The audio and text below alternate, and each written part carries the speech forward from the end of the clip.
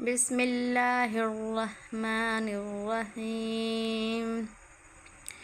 حضرت موسیٰ علیہ السلام کی پیدائش کے بارے میں آتا ہے کہ جب فرعون نے ایک خواب دیکھا کہ ایک آگ جو بیت المقدس کی طرف سے آئی، جس نے مصریوں کے اور قبطیوں کو جلا کر راکھ کر دیا، لیکن بنی اسرائیل کو کچھ بھی نہ ہوا،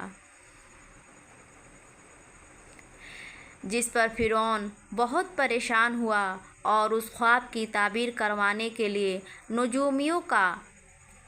کو بلا کر خواب کی تعبیر پوچھی، جس پر نجومیوں نے کہا کہ مصر میں ایک بچہ پیدا ہوگا جو مصر والوں کو تباہ و برباد کر دے گا، جس پر فرعون نے حکم جاری کر دیا کہ جو نومولود بچہ پیدا ہو اسے اسی وقت قتل کر دیا جائے، جس پر فوراً کام شروع کر دیا جاتا ہے۔ لیکن کافی دیر تک یہ ترکیب چل نہ سکی، کیونکہ اس وقت فرعون کے وزیروں و مشیروں نے فرعون سے کہا کہ اگر اس طرح بچہ کو قتل کر دیا جاتا رہا تو نسلیں ختم ہو جائیں گی، جس پر فرعون نے کہا کہ پھر 1 سال بچوں کو قتل کر دیا جائے اور 1 سال چھوڑ دیا جائے۔ یہ سلسلہ جاری ہوا۔ اللہ تعالیٰ کا کرنا یہ ہوا کہ حضرت موسیٰ علیہ السلام کی پیدائش بھی اسی سال ہوتی ہے کہ جس سال بچوں کو قتل کر دیا جاتا ہے۔ جب حضرت موسیٰ علیہ السلام کی پیدائش ہوئی تو آپ کی والدہ ماجد نے آپ کو صندوق میں بند کر کے دریا نیل میں چھوڑ دیا۔ فرعون اور اس کی بیوی حضرت بی بی آسیہ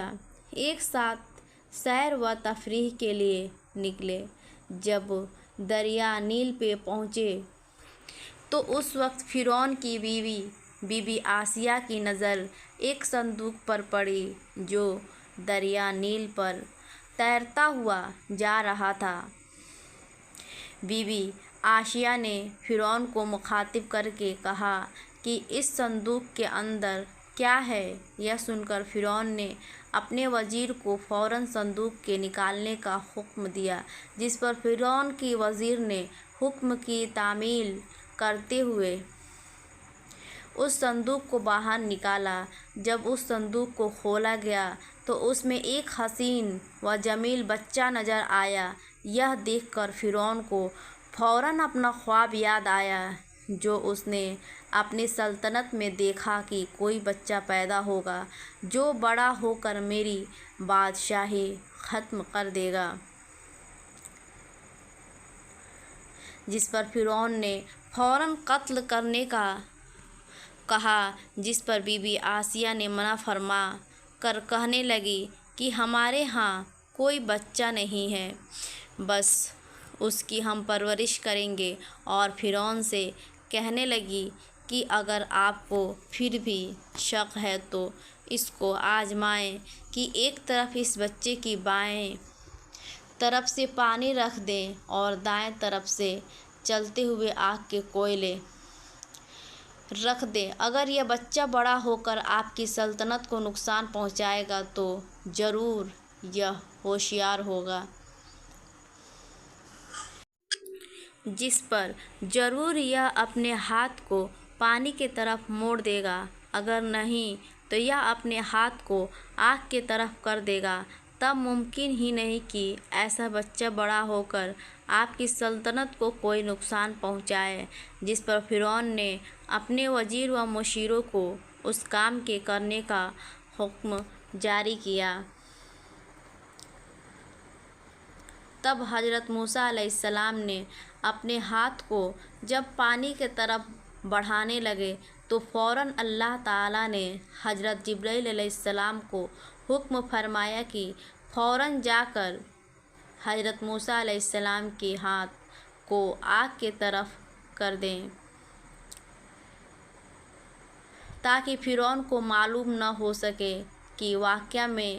یہی وہ بچہ ہے جو میری سلطنت کو ختم کر دے گا۔ اس طرح اللہ تعالیٰ نے حضرت موسیٰ علیہ السلام کو فرعون سے حفاظت فرمائی۔ حضرت موسیٰ علیہ السلام کے قتل کے متعلق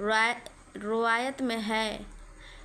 کہ جب حضرت موسیٰ علیہ السلام کو اللہ تعالیٰ نے حکم فرمایا کہ آپ اپنی قوم یعنی بنی اسرائیل کو حکم فرمائے کہ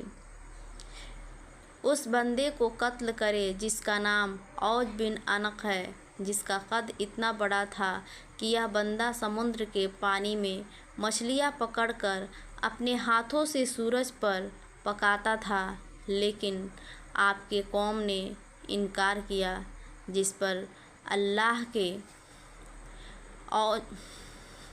اوج بن عنق کا اور حضرت موسیٰ علیہ السلام کا واقعہ۔